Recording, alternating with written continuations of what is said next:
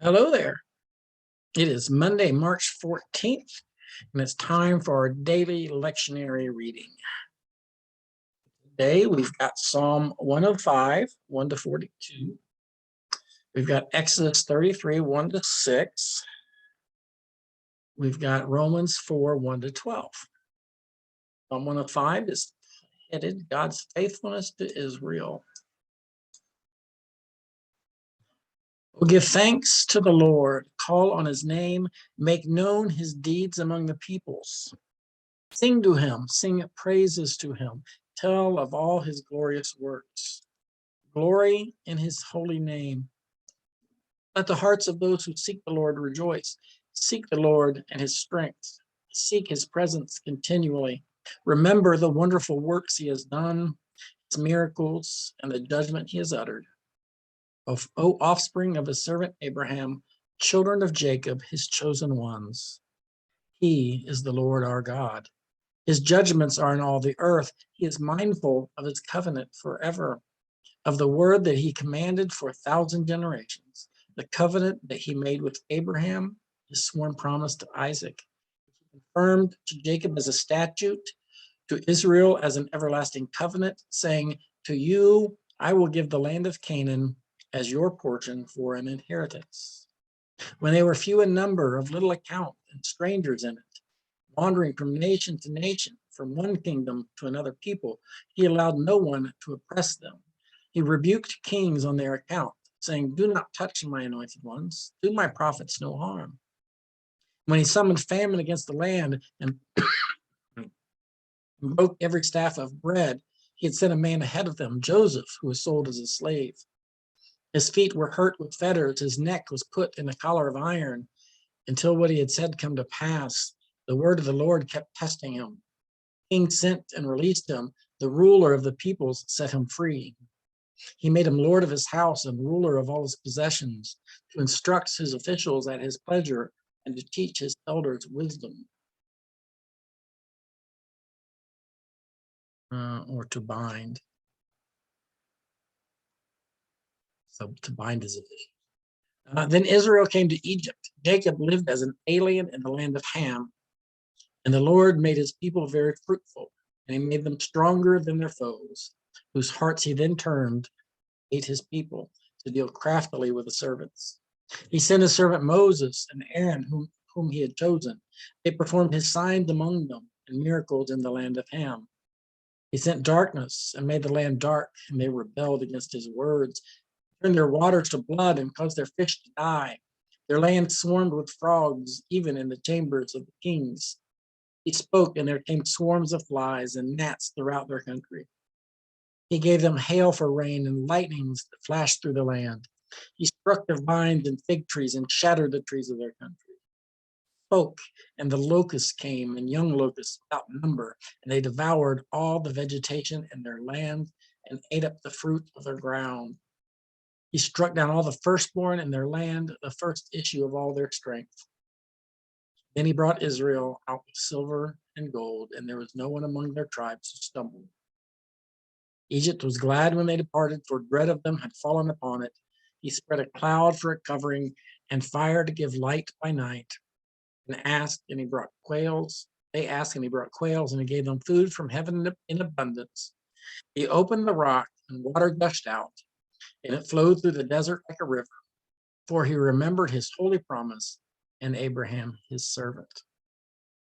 Now, one very interesting thing about the plagues in Egypt is that each plague is directly targeting one of the Egyptian gods. Every single one of those plagues targets a very specific god. So basically, the plagues are showing Yahweh's might over Ra, the sun god, the god of the Nile, the god. Each one of them targeted one of the major Egyptian gods. Kind of neat. All right, let's go to Exodus 33, 1 to 6. Command to leave Sinai. The Lord said to Moses, go, leave this place, you and the people whom you have brought up out of the land of Egypt, and go to the land which I swore to Abraham, Isaac, and Jacob, saying, to your descendants I will give it. I will send an angel before you, and I will drive out the Canaanites, the Amorites, the Hittites, the Perizzites, the Hivites, and the Jebusites. Go up to a land flowing with milk and honey. I will not go among you, or I would consume you on the way, for you are a stiff-necked people. And when the people heard these harsh words, they mourned, and no one put on ornaments. For the Lord had said to Moses, say to the Israelites, you are a stiff-necked people. If for a single moment I should go up among you, I would consume you. So now take off your ornaments, and I will decide what to do to you. And therefore the Israelites stripped themselves of their ornaments from Mount Horeb onward. I think God should be God's telling us that today too. We are a stiff-necked people. We need to learn to bow down, to bow our heads, to not rely on ourselves, singular or plural, but to rely on God. All right, let's go to Romans. Example of Abraham. Today is Abraham Day, I guess. But we had a lot of Moses, so sorry, that's all. So what then are we to say was gained by Abraham, our ancestor, according to the flesh? For if Abraham was justified by works, he has something to boast about, but not before God. For what does the scripture say? Abraham believed God and was reckoned to him as righteousness. Now to one who works, wages are not reckoned as a gift, but as something due. But to one who without works trusts him and who justifies the ungodly, such faith is reckoned as righteousness. So also David speaks of the blessedness of those to whom God reckons righteousness apart from works. Blessed are those whose iniquities are forgiven and whose sins are covered. Blessed is the one against whom the Lord will not reckon sin. Is this blessedness then pronounced only on the circumcised or also on the uncircumcised? We say faith was reckoned to Abraham as righteousness. How then was it reckoned to him? Was it before or after he had been circumcised? It was not after, but before he was circumcised. He received the sign of circumcision as a seal of the righteousness that he had by faith while he was still uncircumcised.